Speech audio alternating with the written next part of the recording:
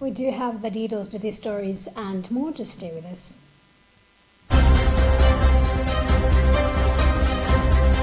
Urged parties across the Middle East to suspend their attacks and reopen diplomatic negotiations, warning that escalating military operations were endangering civilians and worsening shortages of drinking water and electricity.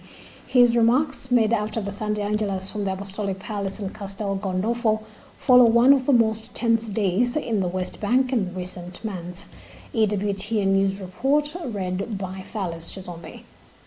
The Pope renewed his appeal concerning the wider Middle East, where he said intensified military operations had again wreaked violence and destruction, endangering the lives of countless civilians and further aggraving the shortages of drinking water and electricity. Pope Leo invited the faithful to continue praying for people throughout the world who are suffering because of war. The Pope also expressed his closeness to people affected by devastating wildfires in France and Spain, and called for prayers for both the victims and emergency workers involved in relief efforts. The fires have forced hundreds of thousands of people to leave their homes, while forecasts of temperatures reaching approximately 108 degrees Fahrenheit were expected to increase the danger in the affected areas. Pope Leo recalled the July 25th beatification in Lebanon of Elias Houke, who served as Maronite Patriarch of Antioch from 1899 to 1931 and founded the Congregation of the Maronite Sisters of the Holy Family. The Pope prayed that the new breast intercessions would accompany Maronite Catholics throughout the world and obtain peace for Lebanon, a country dear to my heart. Pope Leo also marked the 60th World Day for Grandparents and the Elderly, whose theme was drawn from the words of the prophet Isaiah, "I will never forget you." Pope Leo concluded his Angelus by urging Catholics ask for the wisdom sought by the young King Solomon, the ability to recognize what is truly variable.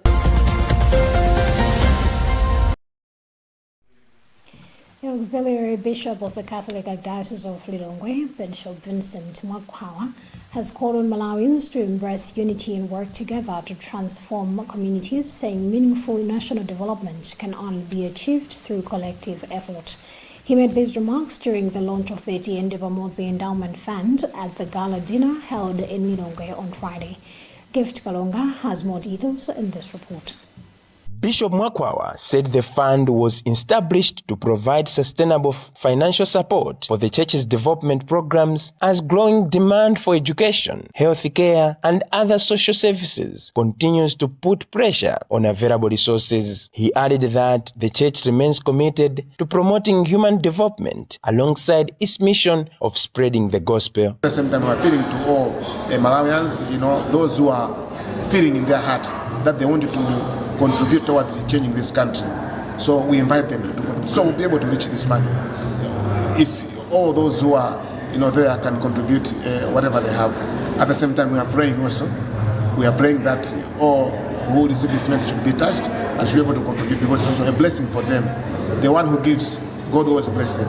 Minister of Finance, Economic Planning and Decentralization, Joseph Mwanamveka, who was the keynote speaker at the gala dinner, described the initiative as an important step towards strengthening church's contribution to Malawi's socio-economic development through sustainable financing. The GDP has a deficit, but as I speak today, it is 99% of the GDP. So when I'm saying the economy is doing very well, it's because the macroeconomic fundamentals, they are moving in the right direction. They are not worsening. If anything, they are getting better and better. Chairperson of the Tiende Pamozi Endowment Fund Board of Trustees, Philip Madinga, said the fund will provide a long-term financing model to support the Archdiocese mission and development programs. The endowment fund is a response to the changes that are happening over that 105 years, where we want to establish a fund where we can have a sustainable but also permanent financing, which will advance the mission of the church here in Malawi. Tiende Pamozi Endowment Fund is expected to mobilize and invest contributions from individuals, companies, and well-wishers to support the Catholic Archdiocese of Lilongwe's work in education, health care, community development, and other social programs. For Luntha News in Lilongwe, this is Gift Kalonga.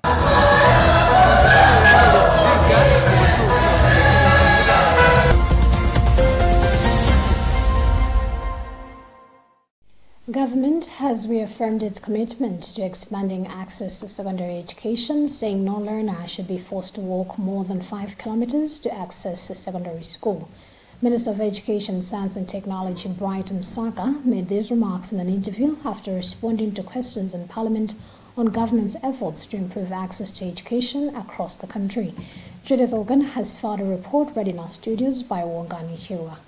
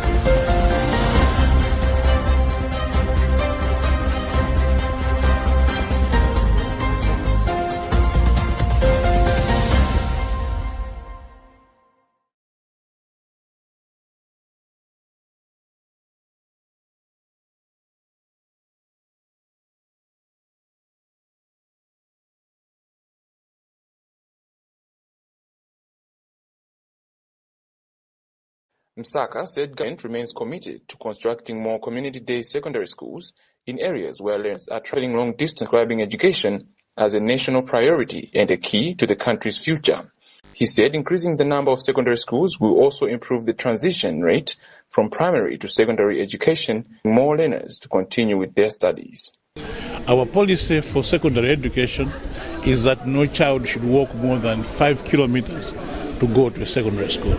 And whenever members of parliament ask about community-day secondary schools and give me information that their children walk beyond 5 kilometers, then automatically the answer is that we must establish a community-day secondary school in that area. So yes, this is the commitment of government that we must continue to build more secondary schools. Mind you, we would like also to increase the transition between primary and secondary. And therefore, the more secondary schools we build, the greater the opportunity of children transiting from primary to secondary. So this is a goal that we have set for ourselves, and it shall be delivered. Meanwhile, Msaka said the provision of primary school education is legally the responsibility of local councils, stressing that improving access to education requires collaboration between councils, members of parliament, and the Ministry of Education to ensure every child has a school within a reasonable distance.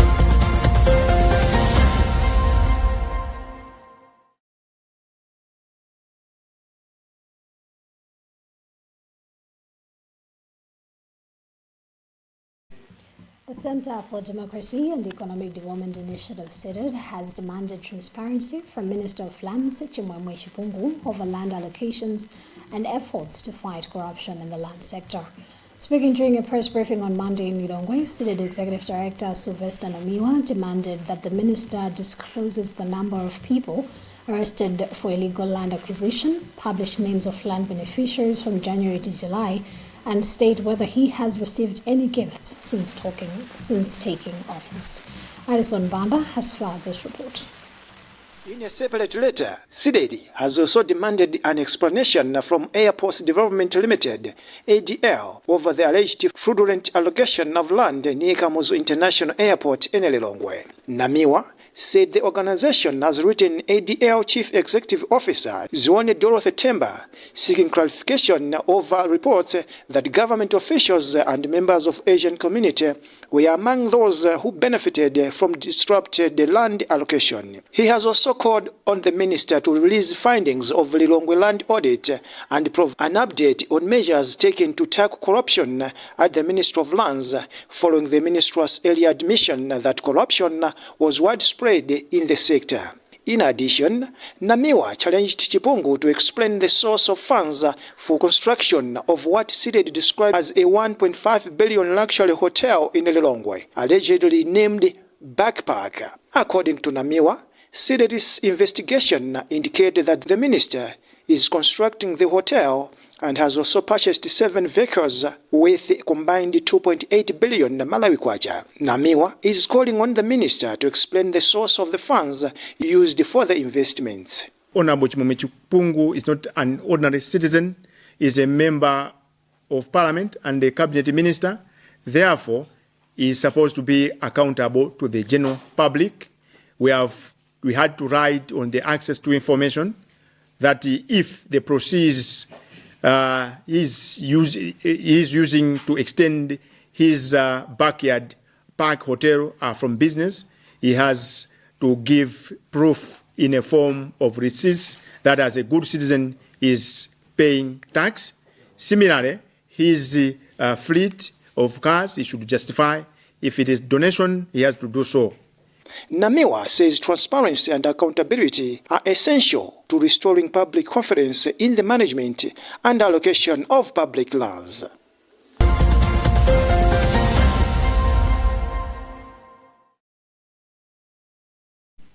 The Agricultural Development and Marketing Corporation, ADMARC, has dismissed reports that more than 70 metric tons of maize stored in its warehouses had gotten rotten. Speaking in an interview with Luntha television, ADMARC spokesperson Teresa Chapulapula said the maize had only been discolored and it was not rotten. Emmanuel Shiwocha has filed this report. Chapulapula said assessments show that 79 metric tons of maize had only changed color and was later sold to farmers for use in livestock feed production. During fumigation, approximately 79 metric tons of maize purchased during the 2024-2025 season were found to be discolored. In line with ADMARC's established quality control and stock management procedures, the affected maize was immediately separated from stocks intended for human consumption and sold to buyers for use in animal feed production. ADMARC has all the necessary procedures in place to safeguard the quality of its maize stocks, including regular quality assessments. ADMARC currently has about 23,000 metric tons of maize in stock. However, the corporation has not yet started selling the grain, citing the need to maintain adequate reserves amid concerns over possible El Niño weather conditions. ADMARC has assured Malawians that it is working to ensure maize stock remains sufficient and properly preserved to guarantee continued access to the staple grain. For Luntha News in Lilongwe, this is Emmanuel Juocha.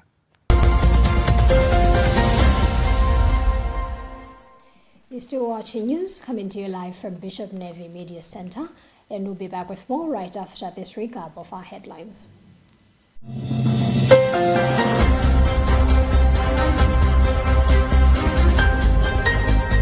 Pope Leo XIV urges halt to Mid-East attacks and return to diplomacy. Government reaffirms commitment to expanding access to secondary education. Center for Democracy and Economic Development Initiative CIDED demands transparency from Land Minister over land allocations and corruption fight. And in other news, South Africa investigates death of Nigerian who collapsed during arrest.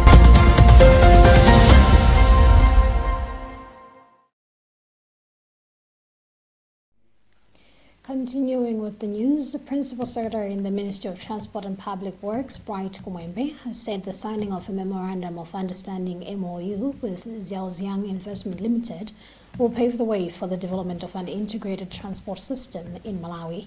Speaking during the ceremony today in Lilongwe, Kumwembe said the partnership will facilitate the construction of vessels, including oil tankers and freight ships, which will help improve the supply of energy and other resources while reducing damage to the M1 road caused by heavy goods vehicles. He added that water transport will provide a reliable alternative that can operate throughout the year, including during the rainy season when the road transport is often affected. He had this to say.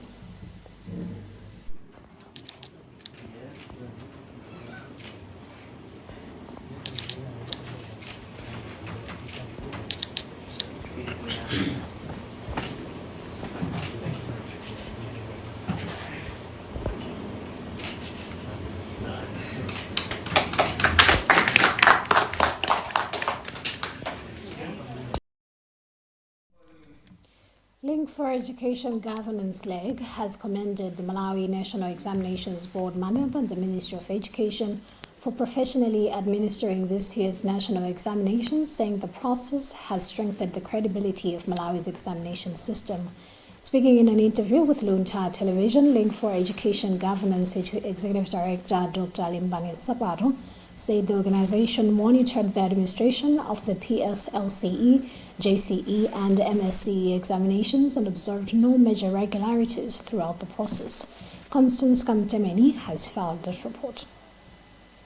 In his remarks, Msapato praised MANEB for successfully implementing the government's free education policy by removing examination fees for learners in public schools, saying the move enabled more candidates to sit for the examinations without financial challenges. He also applauded the security measures put in place during the examinations, saying they helped prevent examination leakages and cheating, thereby protecting the integrity of the country's public examinations. Msapato, however, acknowledged a few challenges, including delays in allowances for some invigilators and registration issues affecting a small number of candidates, but said the concerns did not compromise the credibility of the examinations. Some students whose payment of fees, especially those from private, or maybe those whose registration were not confirmed in time, but indeed there are very few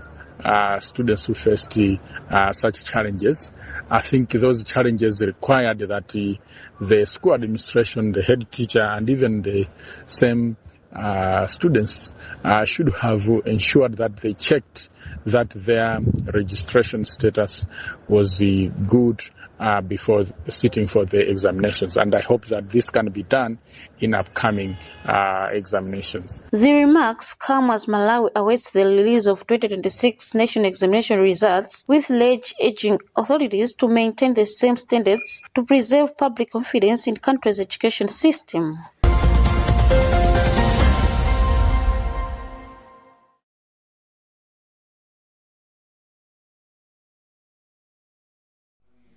Now, in other news, South African authorities are investigating the death of a Nigerian man who collapsed while he was being arrested by police in Cape Town last week. The initial results from a post-mortem showed that Ine Chika Simon, aged 42, sustained multiple bruises and abrasions on his back and chest, according to the independent body that oversees police conduct. We have more details on this BBC News report read by Thalis Chizombe.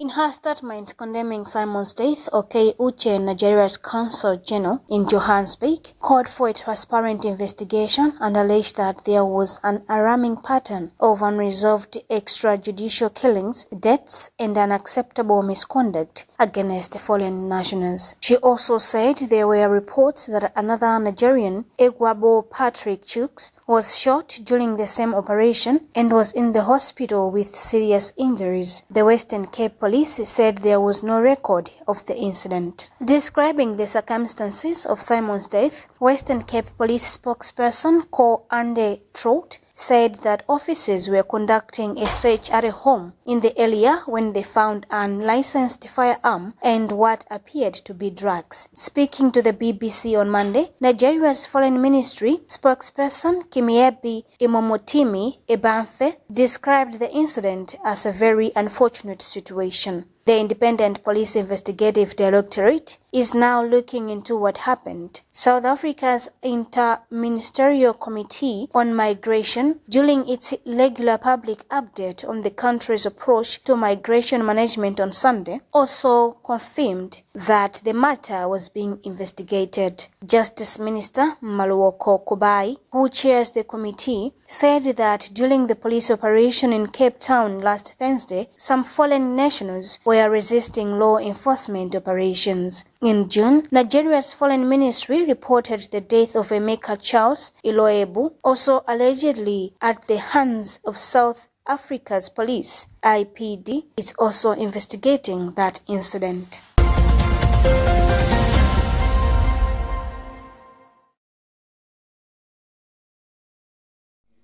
We'll now give you the weather update by Tapiwa Kojakumoto.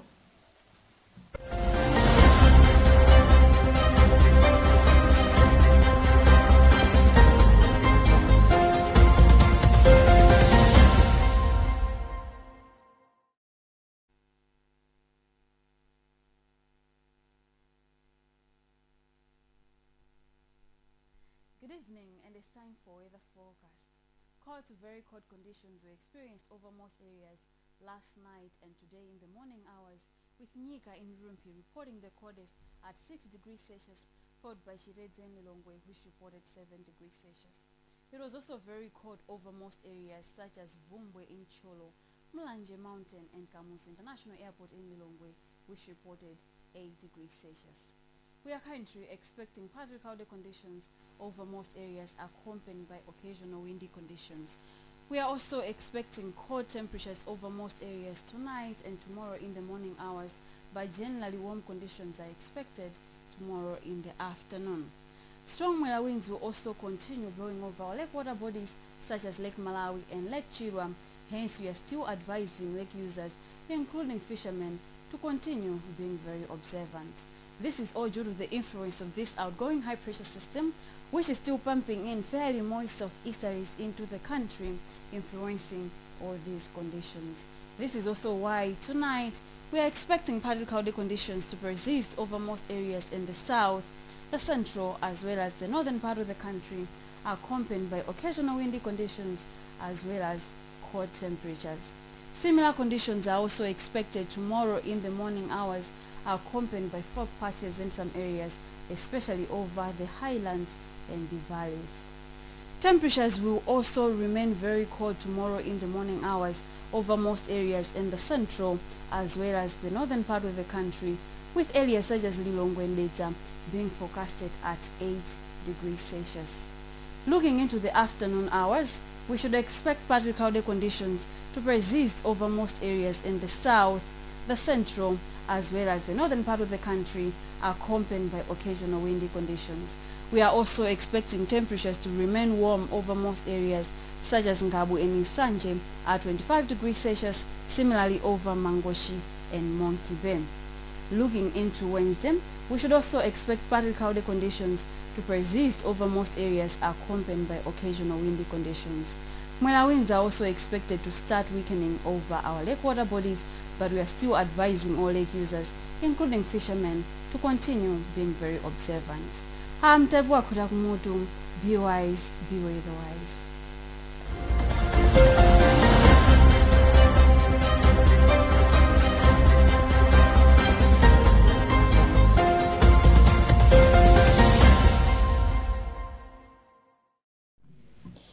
weather update also marks the end of our bulletin, but before we go, here's a reminder of the headlines.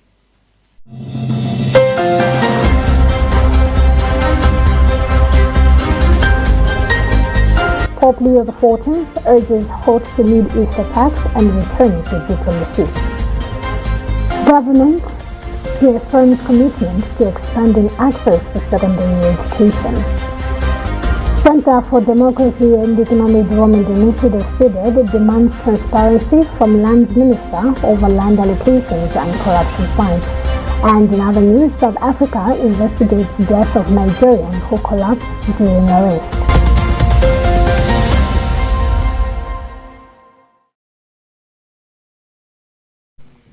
My name is Tandu Nzamara. Thank you for keeping me company, and do continue following the rest of our programs right here on Luntha TV.